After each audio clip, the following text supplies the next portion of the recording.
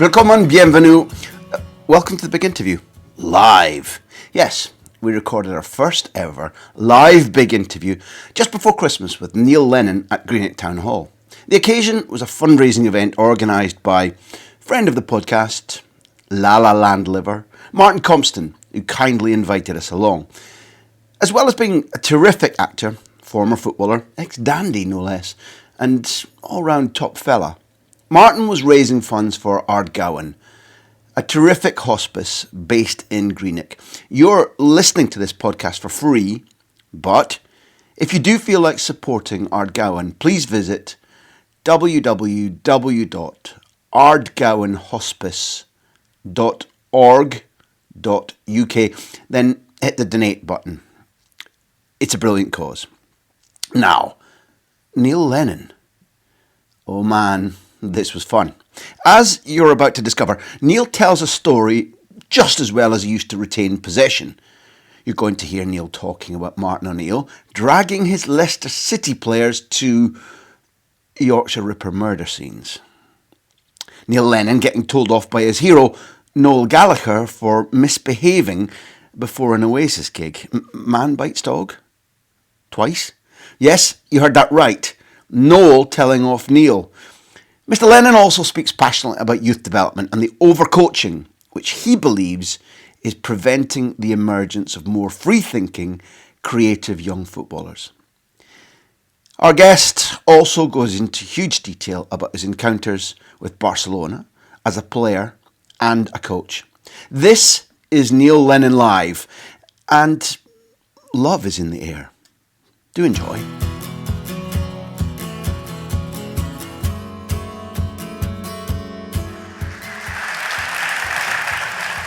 We're going to talk tonight to a man who took particular pleasure in tormenting my club throughout his reign as a Celtic manager. Neil Lennon is bright, funny, interesting, multi-talented, and obviously hugely successful as a footballer and a manager. So, to do the big interview live in order to support Ardgowan, which obviously by being here you're doing, but throughout the night we'll ask you to do more of, is a privilege, especially seeing as I can now click my fingers and make a fantastic footballer walk through that door, I hope. Everybody, Neil Lennon.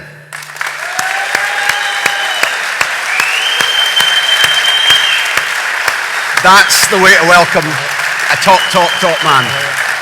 Lovely. Evening. So,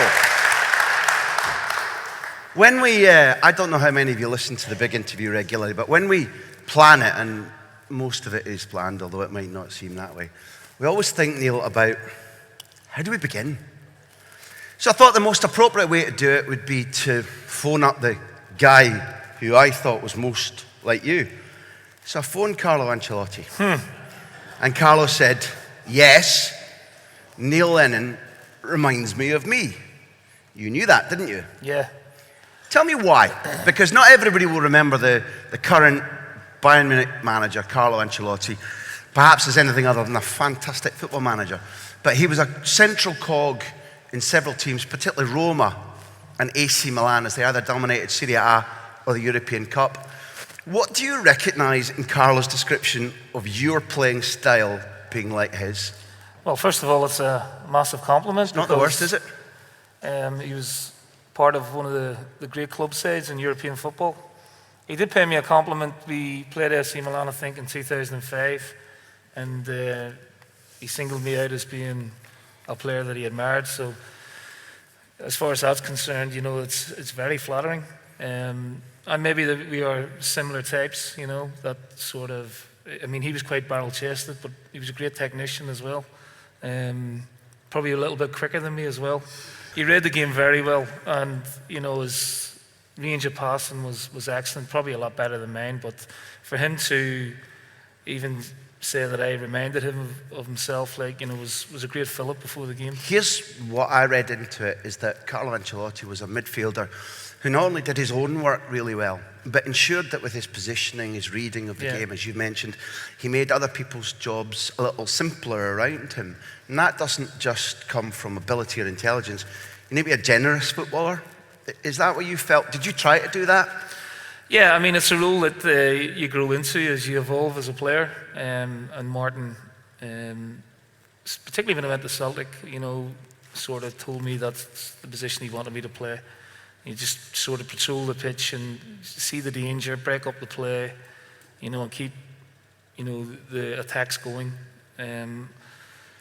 He had that as a player at Nottingham Forest with John McGovern, who Cloughie had. John McGovern was that type of player, not fussy, didn't steal the limelight or anything like that, but he was Brian Clough's captain, so he played such a huge role. And I had 10 years under Martin, whether it be at Leicester or Celtic, and how did I know I was doing well? He picked me every week, so I must have been doing something right. And yeah, you had your glamour players, you had your Moravciks, your Larsons, your Suttons, but you need a player like, the modern day, there's a Makaleli, there's a Gattuso, that type of player.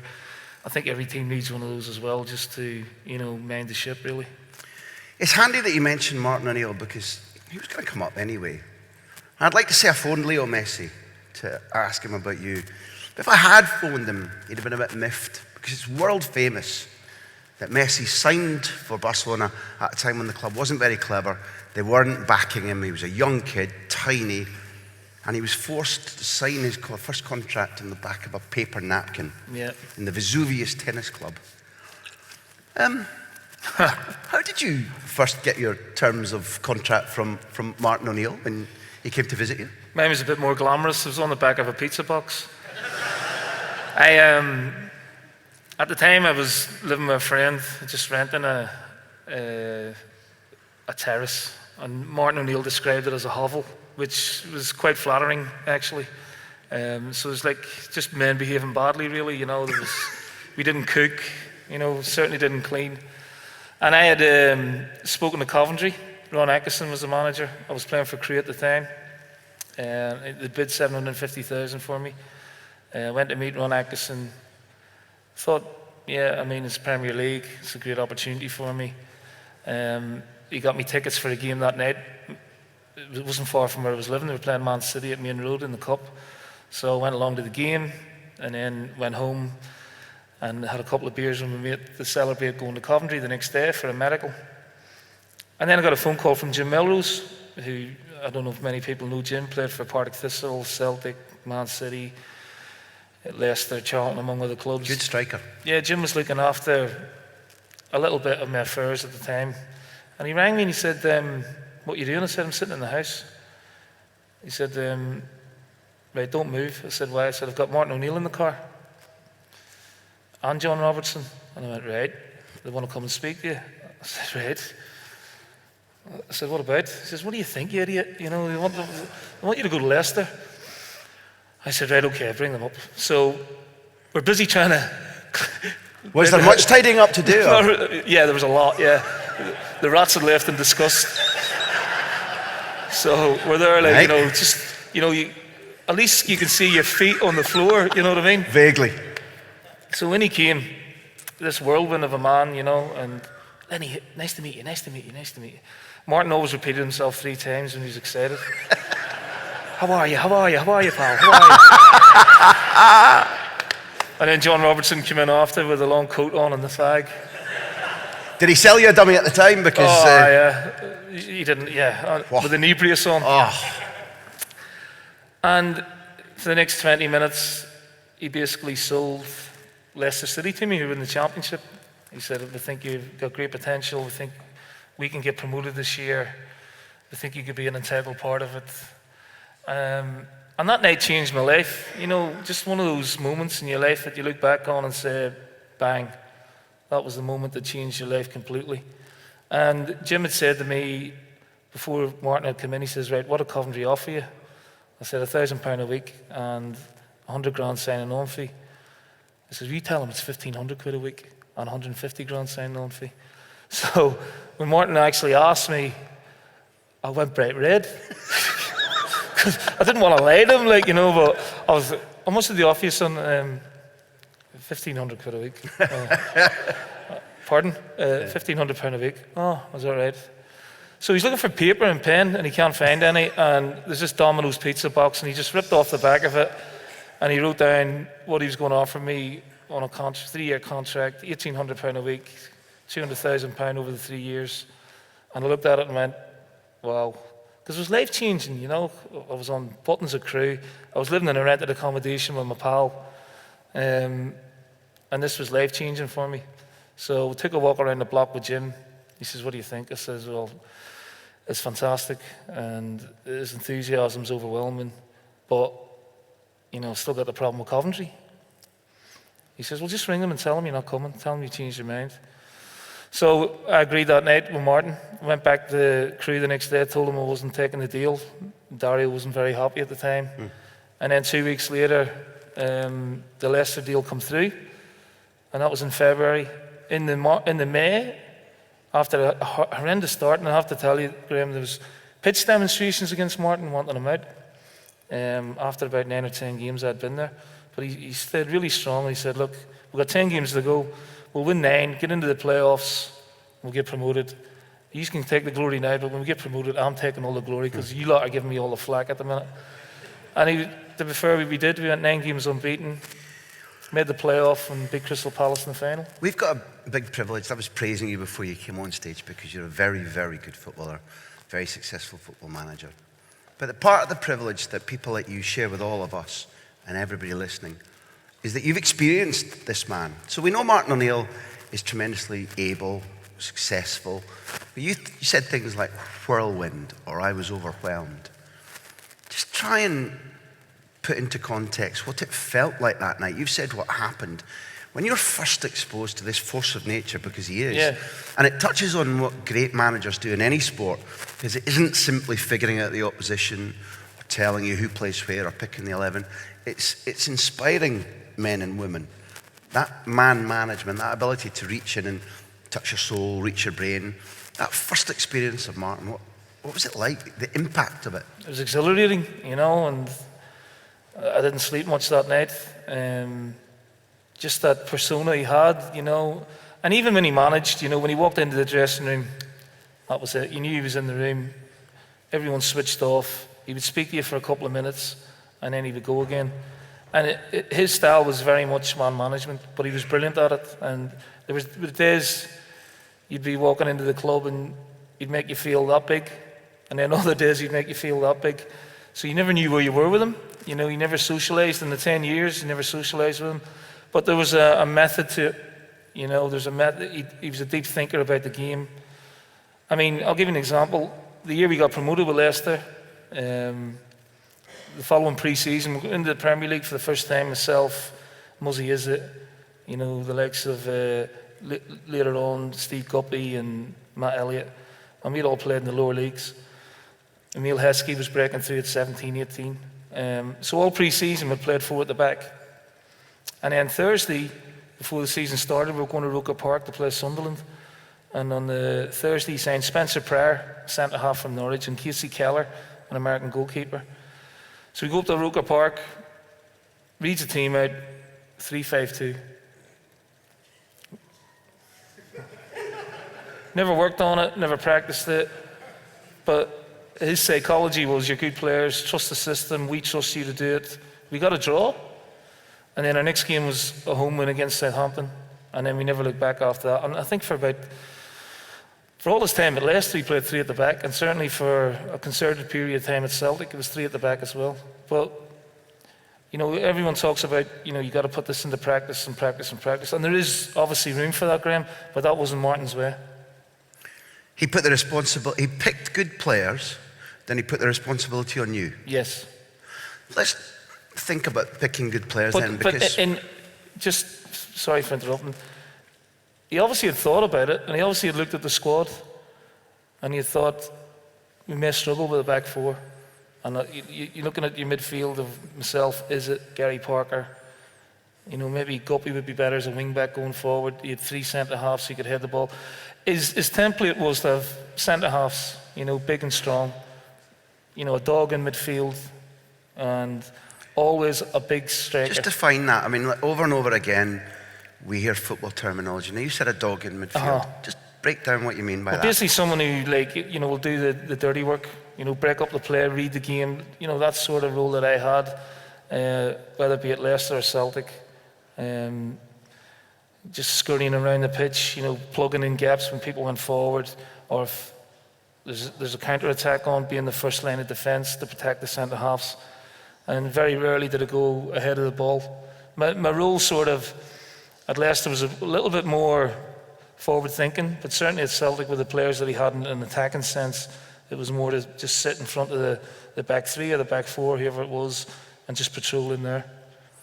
So when he asks these things of players like you, or it doesn't matter if it's Guppy or Claridge or Didier Gat, whoever it is, the central issue is that he has to have picked well enough to find somebody who's got the right character but the right ability so he can pass the responsibility to them. I want to try and draw a line between the guy that taught him and then he's taught you, and then you, I think, have replicated some of the... I think there's a line from Clough. Obviously, Martin played under Clough, but I'm not just saying that. I would say that two things link Clough and Martin, and then Martin and you. Certainly, I think that Brian and Martin have what I like in what I think is not exclusive to British people, but eccentricity. There is, or idiosyncrasy. Yes. And a happiness to exude that idiosyncrasy. Maybe I would include myself as an eccentric in this as well. But also picking horseflesh. You named John McGovern. Not everybody will remember John McGovern, but John had been at Derby when Clough won the title there. John's a Bankery boy, an unobtrusive footballer, but very bright, and lifted the European Cup as captain twice. And what Brian Clough at Nottingham Forest, you know very well, did was he picked people like Kenny Burns or Larry Lloyd, who many clubs would say, well, that guy's maybe finished or not good enough or hasn't got the pace. And he made one of the most extraordinary teams in British history. And then Martin has patently got that same ability to touch people that Clough did. You've got that. It's a central part of your repertoire as a footballer and as a manager. But also all three of you, I think, picked players really shrewdly.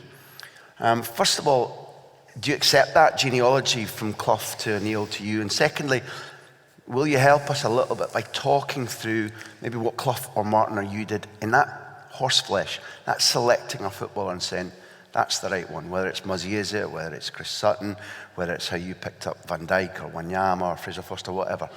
Did you see the point I'm making? Yeah, I mean, it's difficult to know in the modern day the personality of the player. Sometimes I think back in Mr. Clough's day, I think the personalities, certainly Peter Taylor would have done a little bit of groundwork on that. I think with recruitment now, a lot of people delve into the background of players and stuff like that. In terms of what Martin did, I think he came to watch me about 5 or 6 times before he decided to push the button. Yeah, and the same with Muzzy, and obviously he was getting reports in. But what he did, he nurtured it as well when we got there, Graham. He nurtured us, and we might have had the character, but we grew with him, if you know what I mean. We grew into his style of thinking and his style of play. And I think that's what Martin does brilliantly, is he gets players on side very quickly. I mean, at the minute, the Republic of Ireland is sitting more or less top of the group with, well, you wouldn't say a team full of superstars, but somehow he's able to tap into that group and get the best out of them. I think Brian Clough was a genius. And I think you'd be stupid not to take things from Brian Clough, and I would be very, very remiss if I didn't take things from Martin O'Neill and his, whether it be his style, his psychology, the way he thought about the game, the way he looked at the game. Now, he wasn't on the training ground every day. You know, he would leave that to the likes of Steve Walford and John Robertson. But certainly he knew everything that was going on. And come match day, that's when he really came alive. Why would that be not on that? That seems odd at face value. You're a manager, you want to see your players every day. Does it create a gap so that he can assess and stand back? Does it stop familiarity breeding contempt? What's the reason, do you think? I think you hit the nail on the head. I think familiarity breeds contempt. I think if you hear the same voice every day, you know, again and again and again, it does lose the impact. Whereas he always had impact whenever he spoke or whenever he gave you a bollocking. You know, you had to listen and take it on board. But a very, very astute guy. I had 10 wonderful years with him, and they were very, very successful. And certainly the majority of the stuff that I do as a manager, you know, is stemmed from Martin. I mentioned it idiosyncrasy and you agreed with it. Martin had a bit of a fascination, with true crime? Or Yeah. Did he sort of share some of that with you Yeah, guys? we were playing Bradford City in the Premier League, and there was one Friday night he took us out on the coach, and he took us to all these places where the Yorkshire Ripper had killed people. That's straight out of the coaching manual. That's.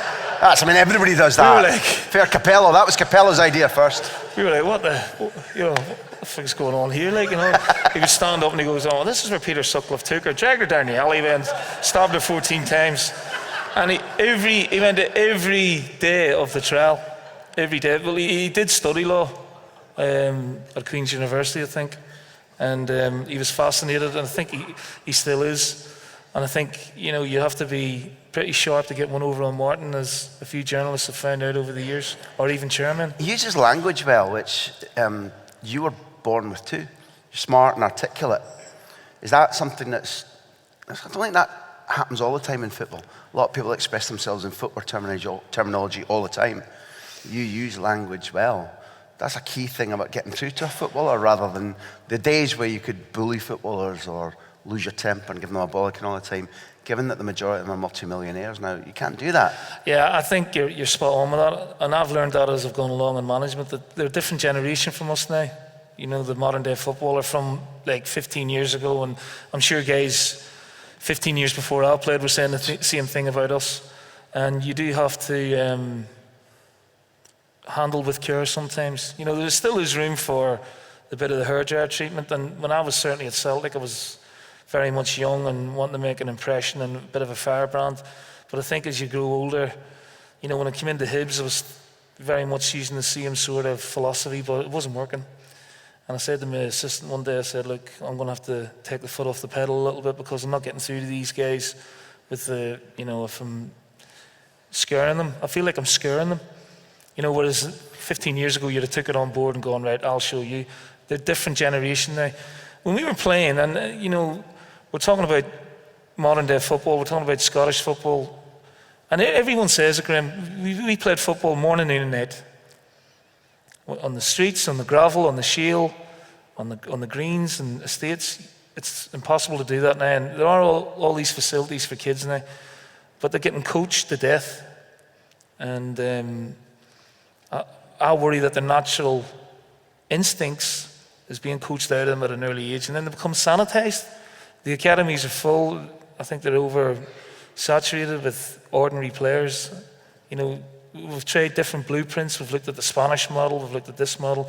And really, we should go back to basics. And I came in one day to Celtic on a day off, and I said, I wanted to watch the under-21s training, and they were off.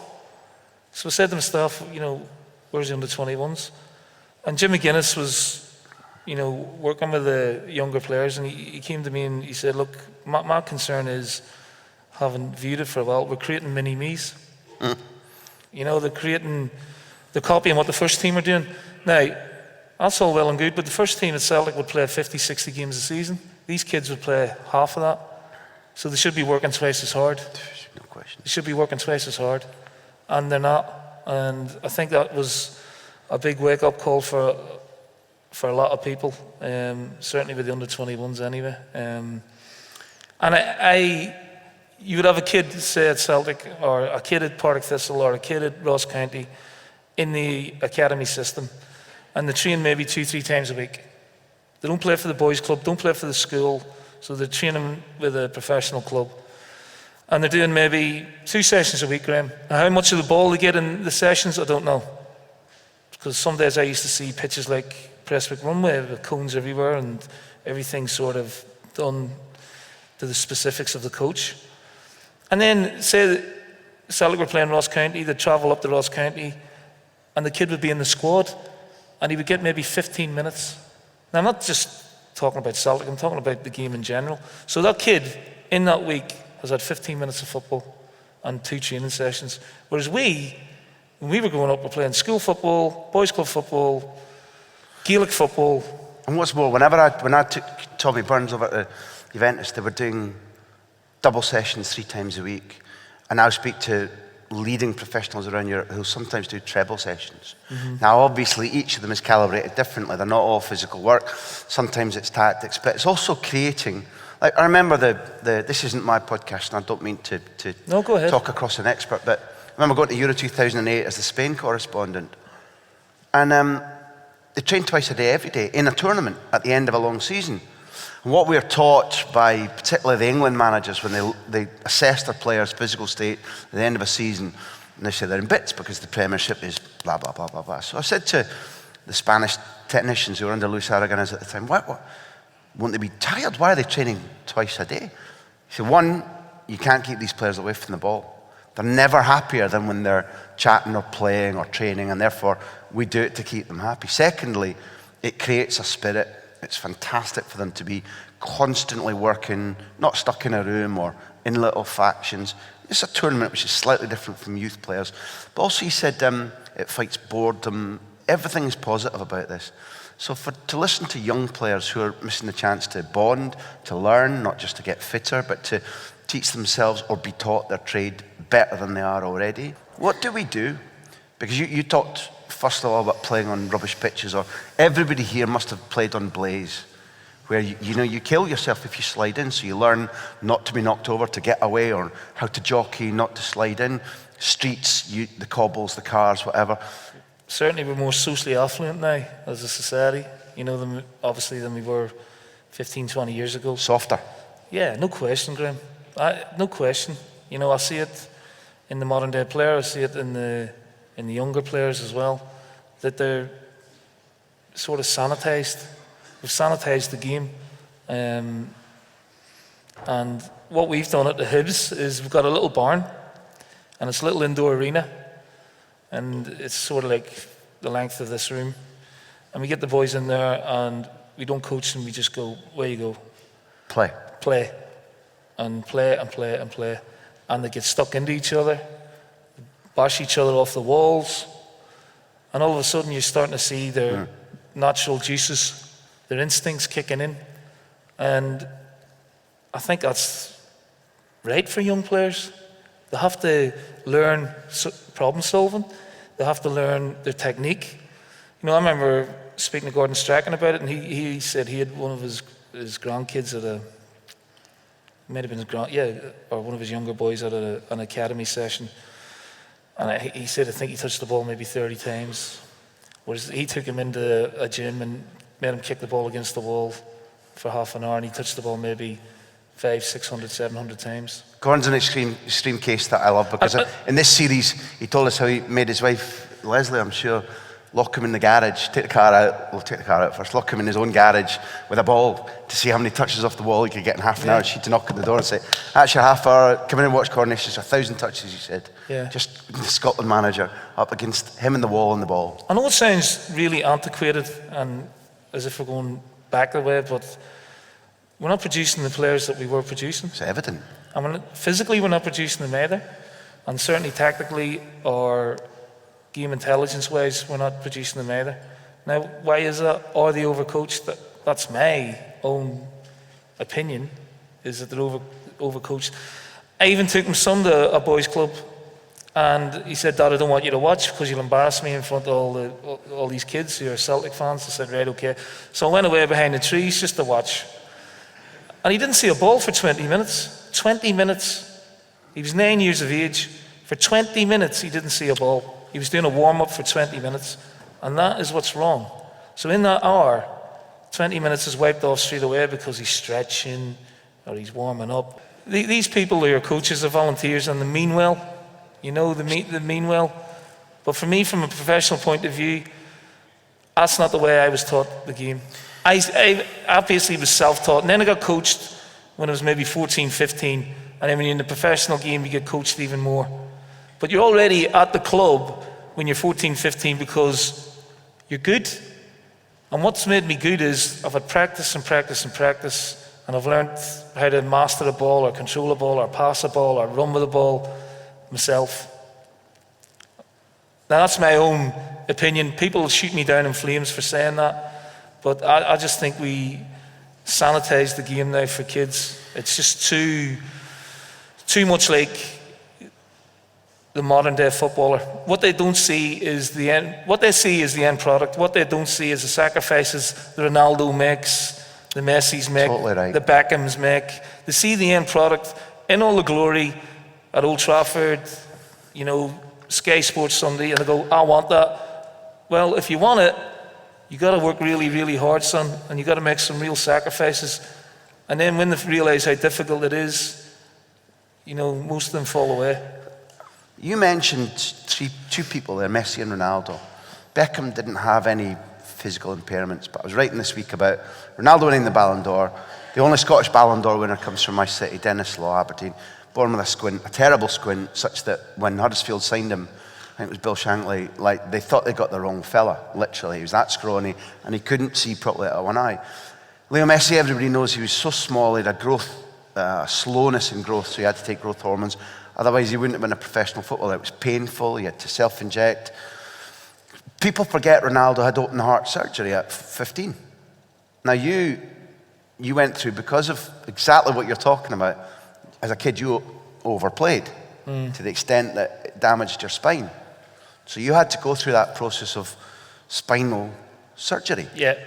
Which, one, tests your fortitude as a man, or as a young man then, but presumably having been through that, you can relate to whatever happened to Dennis Law, to Messi, to Ronaldo, going, right, if this is fixed, here's what I'm going to do with my life and with my ability. Do you recognise that? Yeah, basically I was at the bottom of the food chain. By the time I had the surgery, I was at Crewe. We got relegated to Division 2. And I got Player of the Year that season, but I was told halfway through the season that I was going to need spinal surgery, where they take a sliver of bone off your hip and fuse it into your back. And I thought, well, that's okay. It's a back operation, it'll not take long. So I asked the specialist how long I would be out for, and he said, you know, you'd be out for 18 months. And at 19, that is, you know, devastating. You know, I'd already had a disappointment of being released by Man City. You know, I thought I'd found a good home with Crewe, and then to be told that I was going to be out for 18 months, it was a lifetime. And it put me in some really uncompromising positions. I had to wear a corset for 6 months, ladies.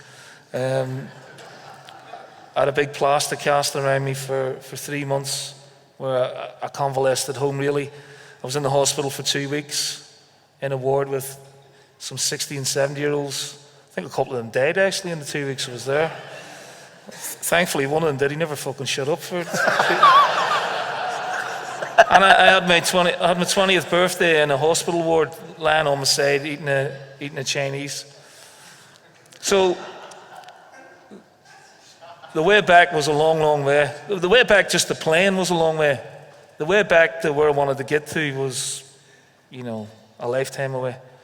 But, you know, I had to do the work. Crew looked after me really well. I did a lot of work in a pool on my own, where you were just running with an aqua jogger on length after length after length. Gym work. I ended up getting quite stocky around the upper body, and because I was doing a lot of gym work. And all that time I'm watching the games, and it was really frustrating. And then my first couple of games back, after a long, long time out, obviously you're very rusty. We were playing Rochdale on a typical Friday night like this at Scotland, where they didn't have changing rooms, they just porta cabins. It's pissing down with rain, it's soaking, and we are a Crew who like to play good football, and Rochdale are, you know, up and at 'em, sleeves rolled up. And then a player called Sean Reid, who's Peter Reid's brother, and he had legs like tree trunks, just like his brother. And 15 minutes into the game, he just went through me like a hot knife through butter. And up I went, and I went bang on my back. And you're lying there going, well, this'll test it. So I got up, nothing wrong with me, felt fine, and that was it. I was away again. And that was basically getting over the rehab, getting over the mental sort of worry about how the back was going to fare up and that. So that tackle more or less gave me a lot of confidence after that. Adversity, I think, makes the man, and that's just about as tough as it gets when you fear for your mobility, as well as your profession. I'm going to take the chance now. I asked all of you earlier on to get questions. There's After the break, there's a Q&A for Neil, which will be enjoyable. And anything that we don't raise in this interview, you can raise then. But I've got a Kay Bridges from Clydebank, a fellow guest on this big interview series. And his writing's not great, but he says, do you credit Kevin Bridges for rejuvenating your managerial skills via Football Manager? And could you ask him about the Hansel and Gretel trail of crisps across the West End? Does that mean anything to you, Neil? Yes. Mr. Bridges used to frequent the West End every now and again, and I think it was end of season, and I'm about to go on holiday the next day, but I bumped into Kevin in the West End, and we had a few beers. We ended up going back to his house at 1 o'clock, 2 o'clock in the morning. And Kevin is football mad. He loves the Spanish football, as you know. Loves Celtic. You know, he's obviously a very intelligent guy because of what he does as well. You have to be that talented. But he's sitting up playing Football Manager on the computer. And I've never played Football Manager. And he's got, Lenny, come here, help me out here. I'm struggling. I've just signed Stephen Naismith for Celtic. I said, no wonder you're fucking struggling.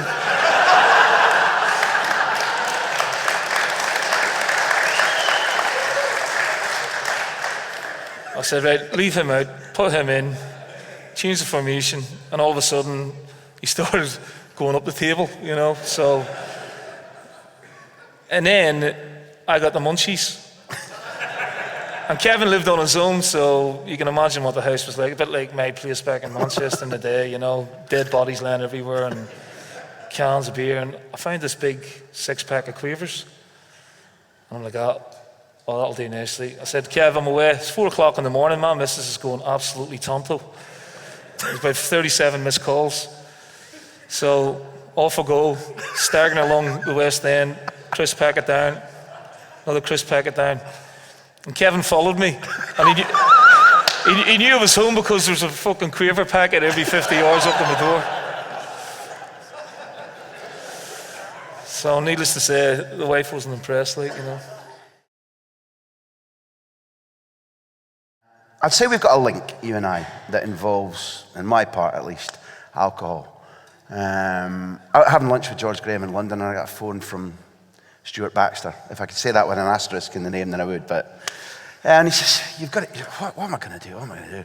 I've been offered maybe to help, maybe mentor, be with Neil at Celtic, but Manchester United have also said that Queiroz reckons that he's going to get the job from Fergie when he leaves, and what should I do?" And while he was phoning me, I've got no idea whatsoever, particularly when I was pissed out of my head, having been drinking all day. And I was at the Albert Hall. I had a long chat with Stuart about what I thought he might do and might not do.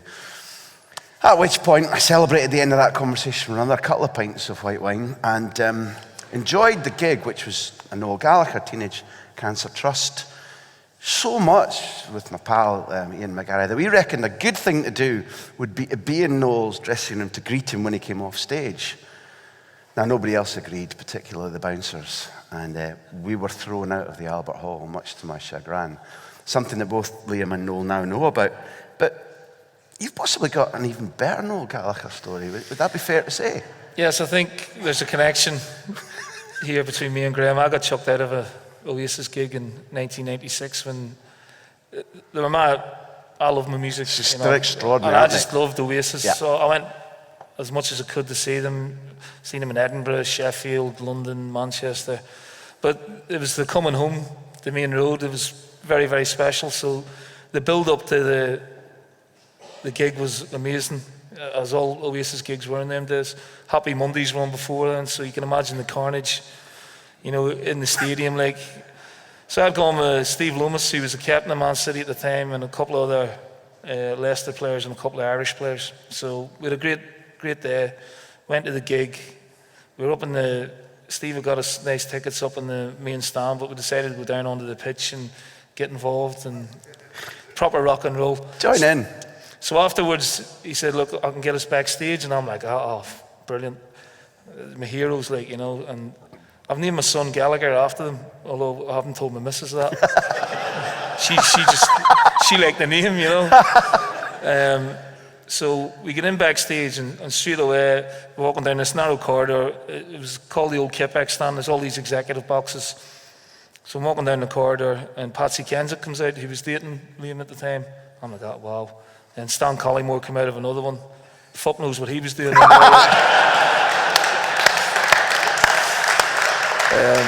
Well said. Then Liam Gallagher, like, and I was like awestruck, you know what I mean? He was a legend. He was quite obliging, like, you know. So in the end, we ended up going all the way down to the corridor, and there was a few cans of Guinness there, and we're rightly on, you know. And no one was talking to Steve Loomis, and Steve gets a bit itchy when he has too much to drink. He starts fucking looking at me in a funny way. So I'm talking to Bonehead, who was the bass guitarist, his grandfather, and he was Irish. We're talking about Gaelic football and blah blah blah. And see, the corner of my eye, Loomis is still looking at me. So the guy walks off and I said, "What's wrong with you?" He went, "You're out of order." I said, "What are you talking about?" He said, "That was terrible what you said to him." I said, "You wouldn't even listen to the conversation." Next thing he went, bang, stuck the head on me. And I'm like, oh. Right. So the two of us are rolling on the floor, fighting at the end of this corridor, right? Two mates as well. And the next thing, these three big security guards came down, storming down, and I'm being dragged out all the way back up the corridor, past Noel Gallagher. The shame was unbelievable. Loomis got kept in. I said, "Why is he being kept in?" He started, he goes, "He's the captain of Man City. He's allowed to stay. You're fucking out." And I had to walk home from the stadium that night, couldn't get a taxi anywhere. So it took me a long time to get over. And actually went to the Barlands to see them. And again, Martin was there, Alan Thompson, Sutty, a few others, and Henrik. We went in afterwards, and the first thing Noel Gallagher said to me was, "Hey, don't you be fighting tonight?" And he remembered it, like, you know. You know you've been told off when the Gallaghers are worried exactly, about your behaviour. You're really in trouble then, aren't you? That was another great gig, the Barlands. You know, you can imagine. What a venue, eh? It's fantastic. What a venue. Fantastic. So what does music do for you, Neil? I mean, listen, right across this series of big interviews, I've always chunted on about how much I love to sing. You'll sing if you're pushed. A bit of karaoke. Yeah. Chrissy Waddle told us that he's a dab hand at Rebel Yell, bit of jam.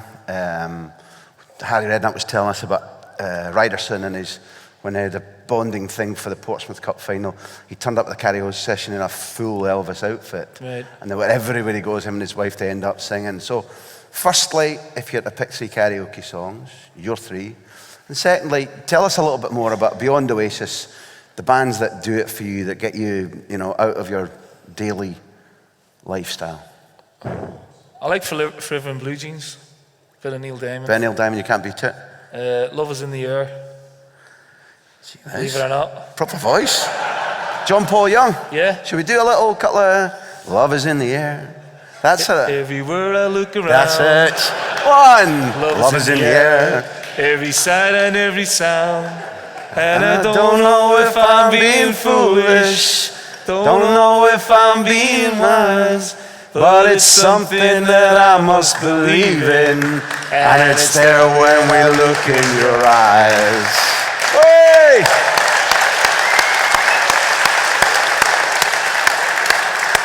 Boy, oh boy, I tell you what. I hope this isn't on social media or anything like that. Don't you be tweeting any of this? Are you mad? I'll be getting slaughtered tomorrow. There's actually representatives from the music industry in here tonight, and there are, and you're going to be linked up afterwards.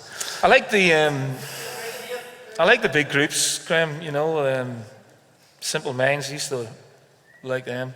I'm not really a follower of modern music as such. There's nothing that really floats my boat. Would you be a Sinatra man? Could you do? I liked a bit of Sinatra, yeah. Naturally, yeah. Elvis, I liked. All the old. I liked a bit of country and western as well. What does music do for you? Inspires you sometimes, That's what I was fishing for. That's what it does for me. It does, inspires you. I mean, back in the day when you were playing, you had the headphones on, or you'd put a CD on in the front of the bus.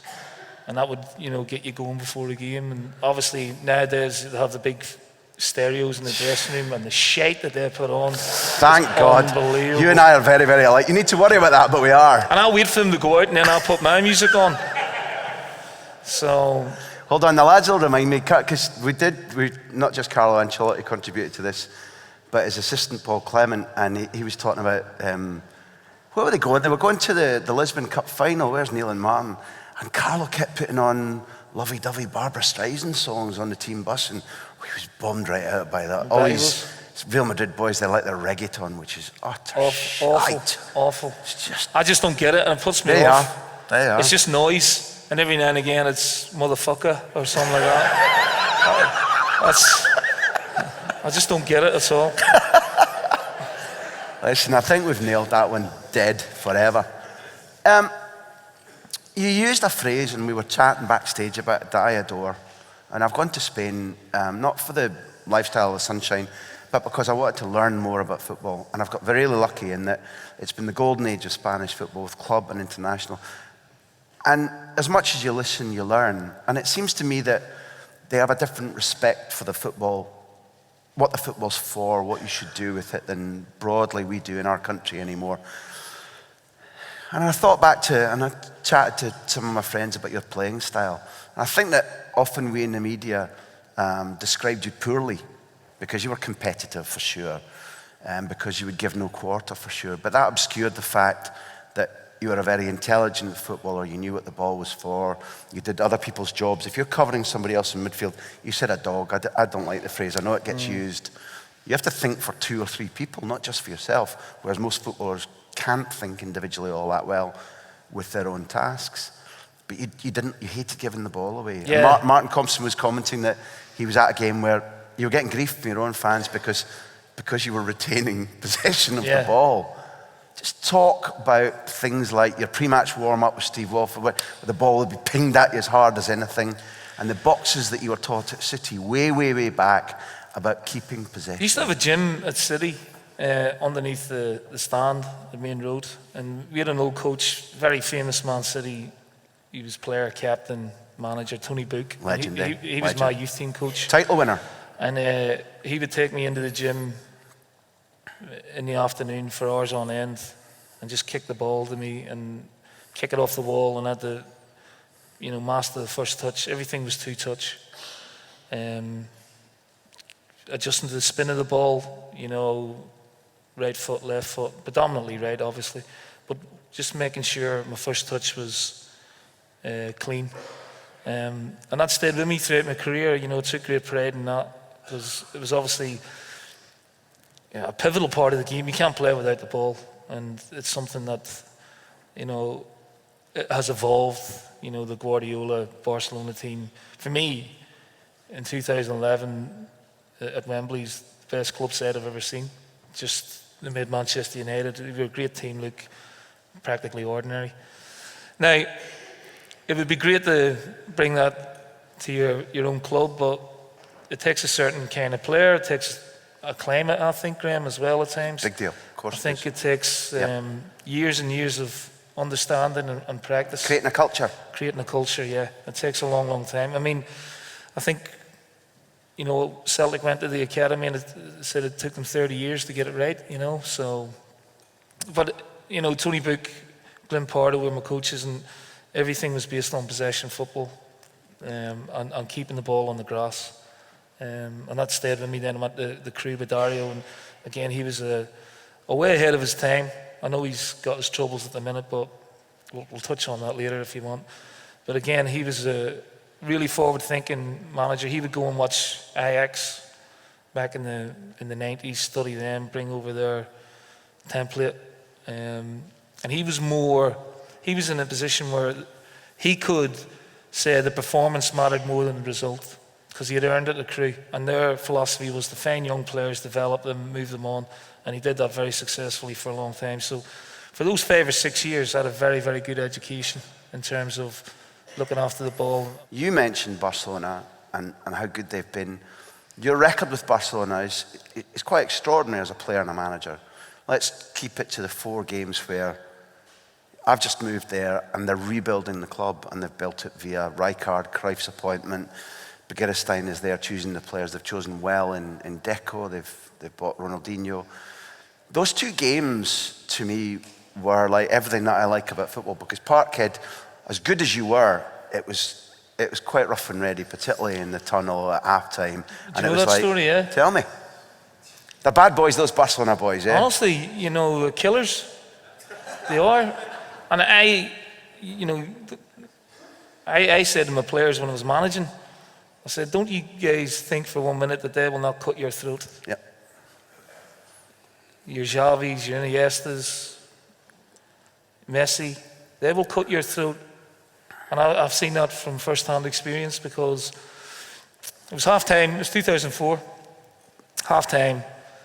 Bobo had a bit of a jostle with Mata, who is now at, I think he's a PSG ground, is he? Yeah. Is he Argentine? No, he's Italian, isn't he? He's got an Italian passport and he's Brazilian by birth, but he's an Italian. Big guy. He's a monster, 6'1", you know, well built, elegant player, left-footed, real good technician. And they had words on the pitch. Now, as we're coming off, the halfway line's there, and then you're walking down the tunnel. And Matt has stood on the halfway line, and I've walked past him thinking, well, he must be waiting on one of his players or something like that. So I'm walking up the tunnel, and I just get to the apex where you turn right to get into the dressing room area, and I turn around and hear this shouting and slapping. And there's 3 of them on Bobo. 3 of them. Mind you, would take 3 for Bobo.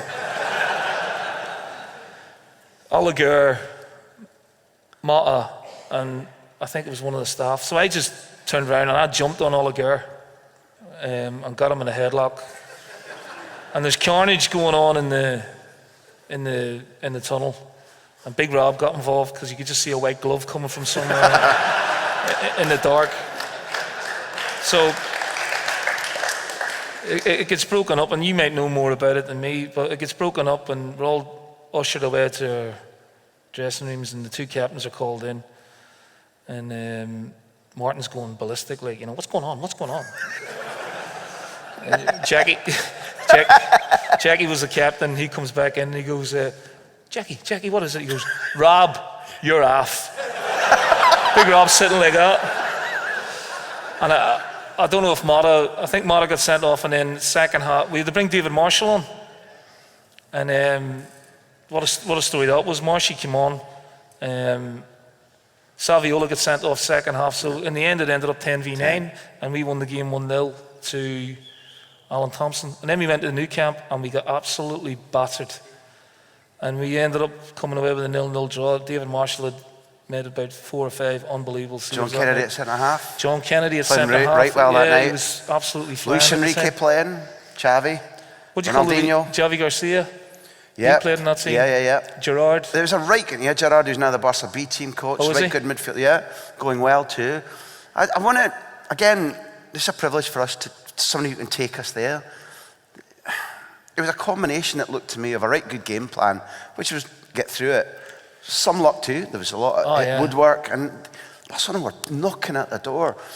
How do you organise yourselves mentally and physically on a night like that? And what did it feel like? Was there a point at which it felt like the Alamo, this might go away from us? Or were you already that good, that tight-knit, that you knew that this... And sometimes do you already know that the luck's going to go your way? In football, in general. Not against Barcelona. You can never switch off against a team like that. You know, that Ronaldinho, who's the best player in the world at the time, who could switch the game in a blink of an eye. I enjoyed playing against him because he smelt gorgeous. He used to put, I don't know what hair lacquer he put on, Graham, but... well, hold on. You could smell him before you got anywhere near him. I don't either. That'd be fair, eh? But what a player he was. Can I ask you, because we played fives with a Barca B captain, he came and played in our five side, and he said that the worst thing about Ronaldinho was that, in those days at least, he was, like you said about Mota, he was just a fucking beast. And in training, if you try to get near him, you bounced off him. Again, he was like, massive thighs, you know, and then really strong upper body.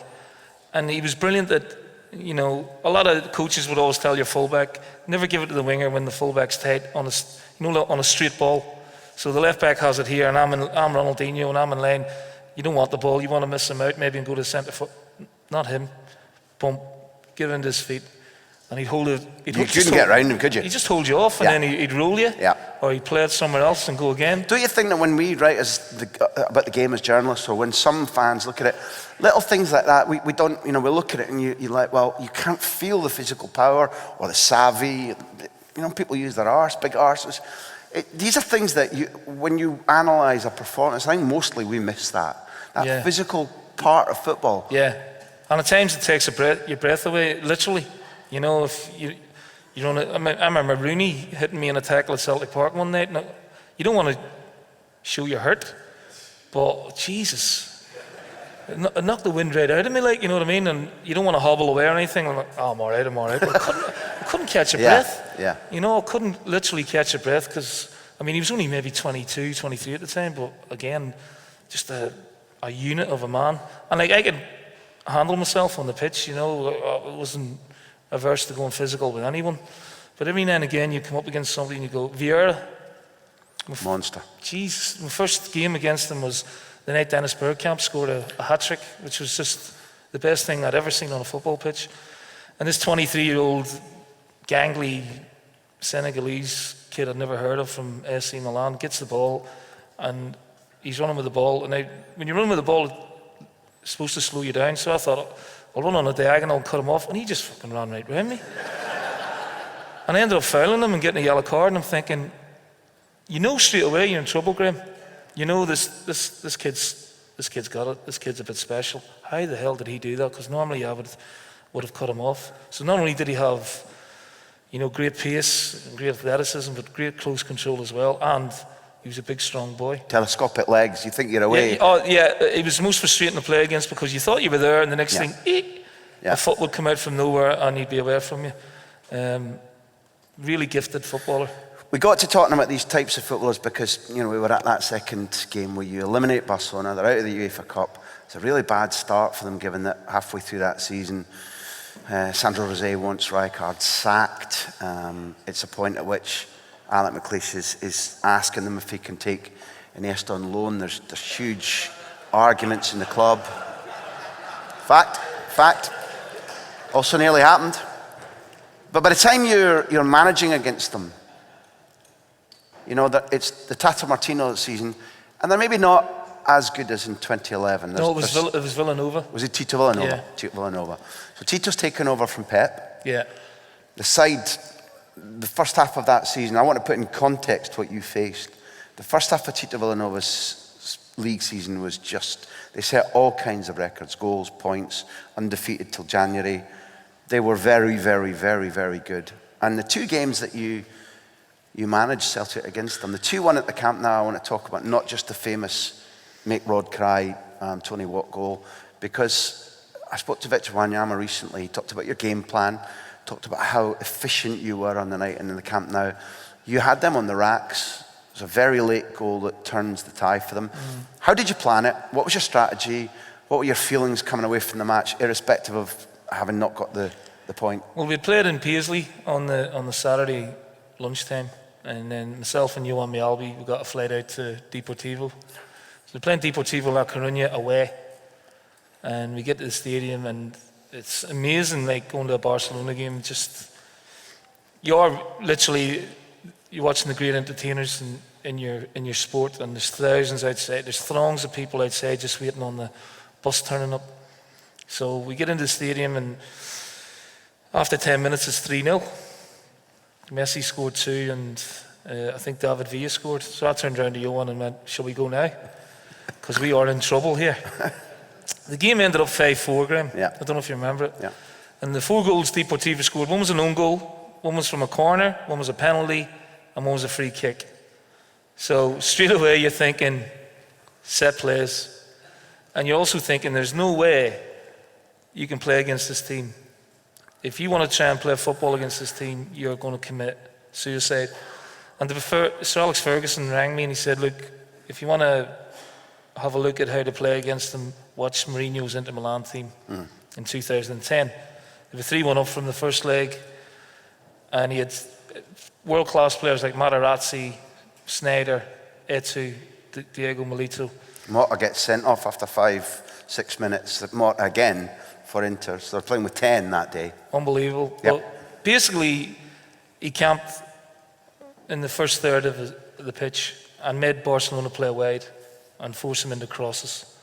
And just made sure that the central area was really compact and try and force them in, wide, the fullback, make sure that the guy coming in was picked up and the fullbacks weren't getting beyond. And if they were, get in the right position to defend crosses. Now, they hung on, they lost 1-0.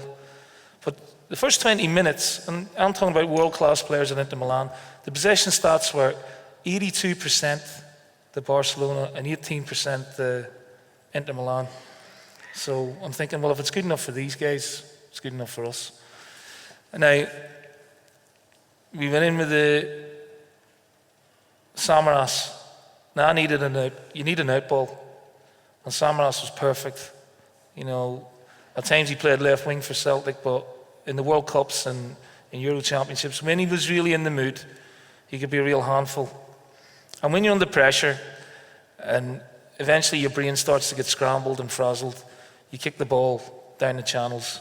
And Samaras was great at taking us up the pitch. So you're not simply giving it away. He's got to get in there, try and win it, hold it, make it difficult for Barcelona, come back the other way. They had Mascherano. And we told him to play as much as he could on Mascherano because he was quicker than him, and obviously he's a lot taller. And you could hit his chest, you could back into Mascherano, try and stay away from PK as often as possible. Now, it's all good in theory. Practice is a different thing. However, we could have been a goal down after 2 or 3 minutes. Alexis Sanchez broke in between Ambrose and Kelvin Wilson, and Foster made a brilliant save. But after that, we settled. And then we get a free kick. And we're looking at them, we studied them zonally. They had Mascherano, they didn't have a big team, Xavi, Iniesta, Jordi Alba. Take PK out of the equation, we got a chance. After 20 odd minutes, we go a goal up. Free kick comes in, Samaras. Set play like at Deportivo, set play. And it's so important to score first because it gives you something to hold on to. It gives you belief. And to be fair, I had gone with 2 centre forwards, Graham. I went with Gary Hooper as well. And I played Hooper almost as a third midfield player because I needed someone eventually to get up and join in because the rest of them would have been... It's a long way back when you're chasing the ball as much as you do against those guys. And we were okay, as comfortable as you could be. And then in the blink of an eye, just around the 18-yard box, it was like machine gun. Xavi, Iniesta, Messi, back to Xavi, goal. Right on half-time. And I've come in at half-time and said to Johan, could we have done anything about that? He said, everyone was in the right position. It's just brilliant play from them. Yeah. It's just brilliant. It's only them could score that goal. So we had to pick them up again. And of course, the next 10, 15 minutes are vital. Stay in the game. We did that. You always have to rely on your goalkeeper to play well. And Foster was magnificent.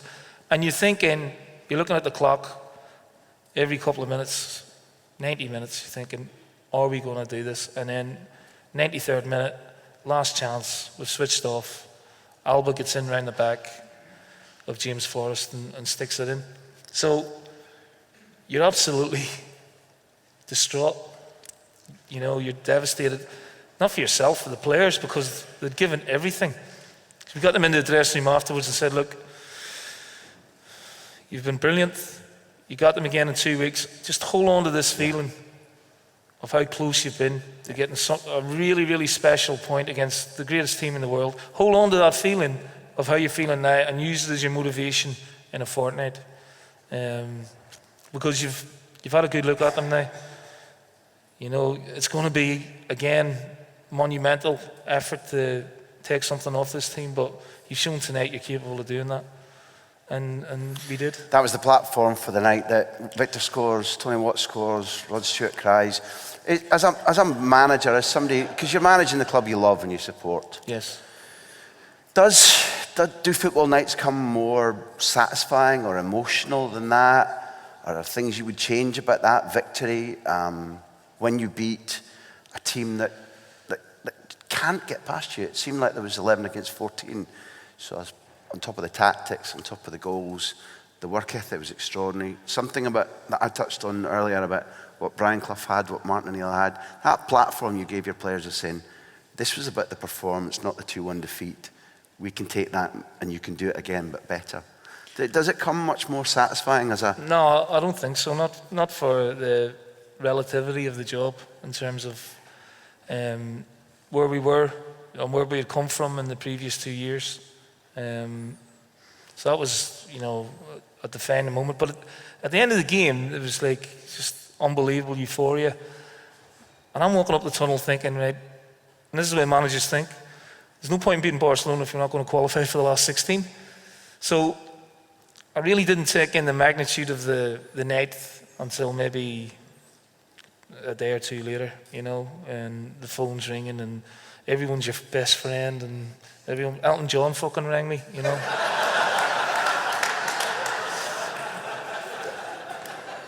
I got home and Mrs. says, Elton John's been on the phone. He said, yeah, right,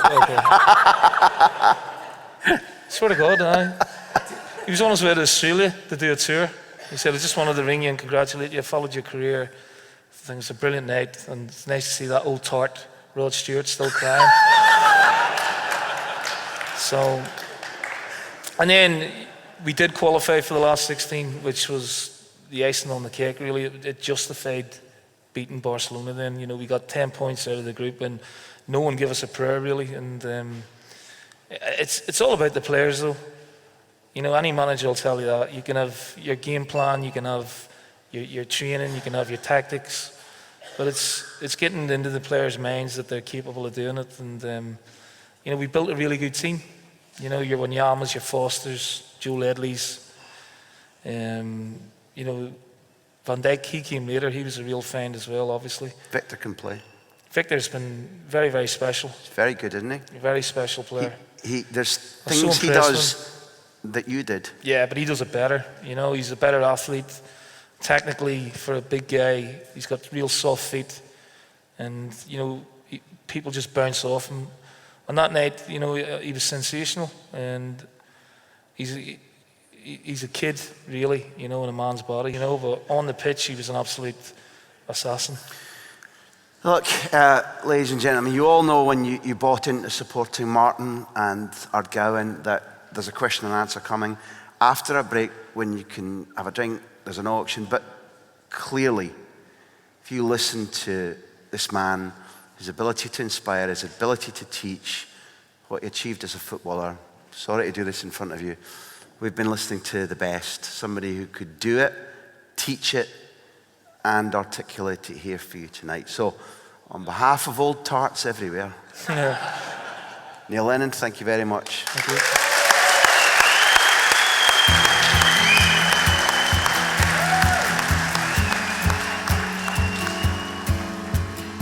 The Big Interview is produced by Backpage and me, Graham Hunter. The music you always hear, the music that you love, is Beer Jacket, who's always been there for us. You can keep up with everything that we do by getting on the mailing list at grahamhunter.tv. How many times do I have to tell you? Yes, several thousand of you have done it, but come on, slackers at the back, sign up. That grahamhunter.tv site is also where you can buy the new updated version of my book, Barca, the Making of the Greatest Team in the World. It's my account of the Guardiola era at the Camp Nou from 2008 until 2012, plus Tito, Tata and Adios Johan Cruyff. It is in all good bookshops now, but it does also make a big difference to all of us who've worked on the project if you choose to buy direct, particularly for Christmas, at grahamhunter.tv/books. You'll be sure to get the new edition, and you will be helping us to continue producing independent content. Thanks for listening. Thanks for being there. Without you, this would be fun, but a lot less fun. See you soon.